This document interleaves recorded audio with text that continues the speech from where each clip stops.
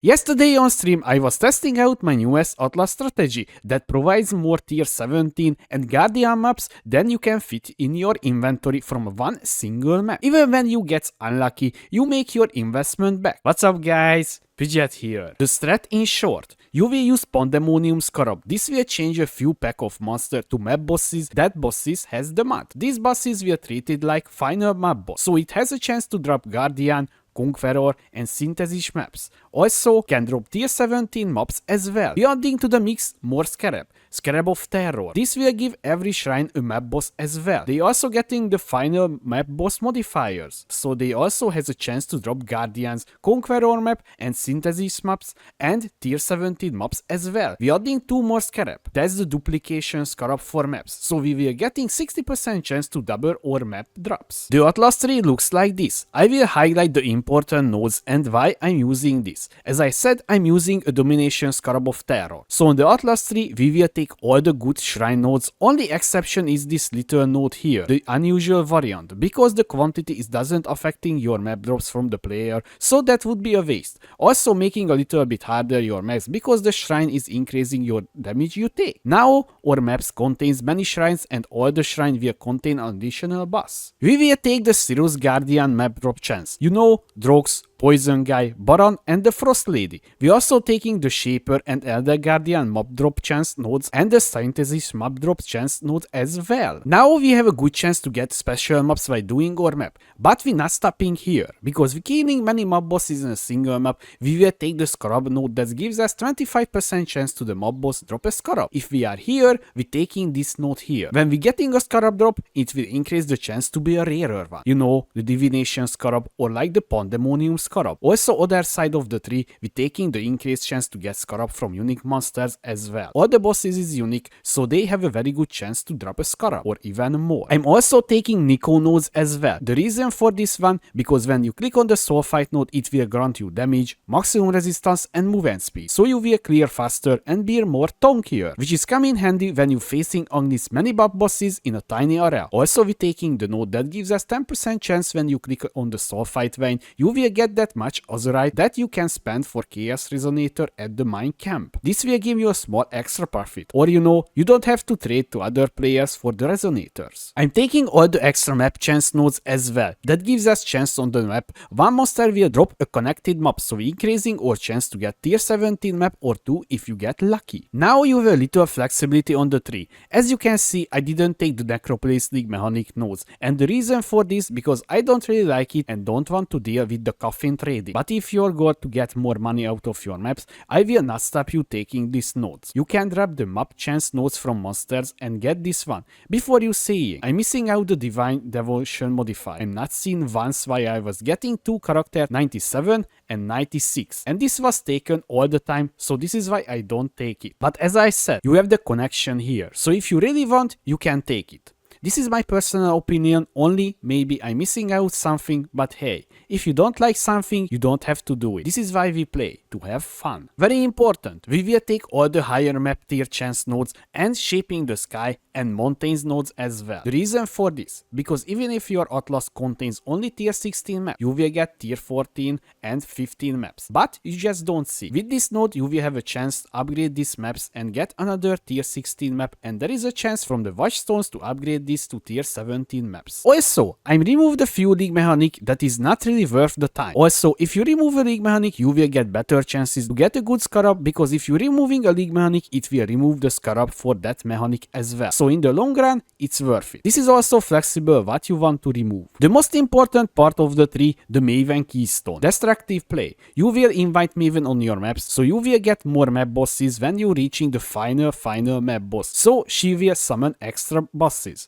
Also, you will get progression to her, and you can fight on this 10-way on your choice of guardians. About this later. Now we have the Atlas tree. The next step, you will need to use the domination craft on the map device for every map. You will get more shrine and more bosses and more chance to get good map drops. This is cost a few chaos as well, but you will get your investment back no matter what. The next question, what map to run? Well, there is a few good strats for this. If you have a big pool of Conqueror maps, then you can just go and rotate them, and of course do the invitation when it is available. You will get Maven Fight as well, that you can run or sell. It's really up to you. Any Guardian maps works, but the Conqueror is the fastest because they doesn't have phases like the others. I was able to sustain the Guardian maps and I doesn't need it to buy a single one. But if you just starting this strat, you can just choose 10 maps that you like to run. Maven witness it and you will get tons of Conqueror maps under 10 maps, so you can just switch to the better ones. About the map tiers, this is only applies to Guardian maps. I would advise to you,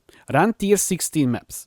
Because as you can see, sometimes the Guardian maps is dropping as tier 14 or tier 15 maps. I tested out and you will get way less on these maps than the tier 16 variants. You can upgrade your tier 15 maps to tier 16 with Harbinger's Orb, but be aware, sometimes it will change to Beachhead map. This is also worth currency, so don't worry, you don't lose anything. Don't forget you can use Horizon Orb on the bad layouts maps. Most of the time I run Ticket or any better layout maps, so please, don't run your Guardian maps with like Forking River or Cells. This is just for your sanity. But if you liking these maps, then you can just go in as it's up to you. Now let's see the cost entry for this strat. You will need one Domination Scarab of Terror. This is costing like 18 chaos. Hornet Scarab of Pandemonium is 22 chaos. You will use one. The other two is Cartography Scarab of Duplication, is 5 chaos and you will need 2, so that's 10 chaos. So 50 chaos and 3 chaos for the craft, so total 53 chaos per map as your investment. Let's see how many maps I got so far with this strat. Let's start with the big ones, the tier 17 maps. As you can see, I have 37. This can be sold for 70 chaos minimum per piece. So 2590 chaos, which is more than 17 divine. I think my record was from one single map is 4. That's pretty good if you ask me. The next one is the Synthesis unique maps. I think all of them selling for 15 chaos or a little bit more. But you know, we're playing POE, so if you're selling high quantity, you can ask more for it. I got 41 maps so far. If you're just saying 60 chaos per piece, this is 656 chaos, and that's more than 4 divine. But honestly, this maps is super easy, so you can just run it and witness it with Maven and you have a good chance to get drop like this, plus 1 maximum frenzy charge ring. Of course, that's not the case every time, but this map is just pure fun for me, so I will keep them. The big profit is coming from the Guardian maps. So far I got 225. All of them can be sold for 15 chaos or more, let's say 60 chaos. That's for total 3600 chaos, and that's more than 23 divine, almost 24 divine. You can easily sell these maps because all of them the key for Shaper, Elder, Sirus fights, so it's not hard to sell this. But you know me, I really like the bossing in this game, so I will just run them. Also, I think you can get more money if you're running them and selling, but that's maybe boring for some, especially the Chimera fight. Don't forget, also you will get Crescent Splinters for Maven fight, and this will turn into Maven Wrist. So far I got 5 Maven Wrist and I think 4 or 5 Splinter per Elder Sailor invitation.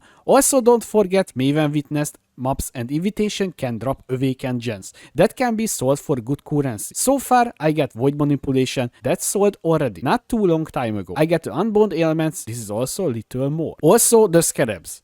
Well, you will get tons of Scarab easily. As you can see, my Scarab tab is loaded, and sometimes you will get Scarabs that you need, so paying the whole run. So far I got a few rarer ones like the Divination Scarab of Completion and many other expensive ones, so I think we can say this strat is super profitable. My total worth of these tabs 82 divine if we selling everything. I think the site is undervaluing a few maps because we can just sell in high quantities, so this could be more. I'm so glad I tested out this strat, and I think soon I will be able to afford the next big upgrade for this build. This threat is so fun for me. I really like the bosses everywhere because my build just doesn't give a single thing about the bosses, so I can just face through the maps. I hope you enjoyed this video about my Atlas threat. If you have any question, please leave a comment below, or you can find me on twitch.tv/Peugeot2. Also, I would like to say thank you for my Patreons for supporting me. Thanks again guys. Thanks for watching. I was Peugeot. See you next time.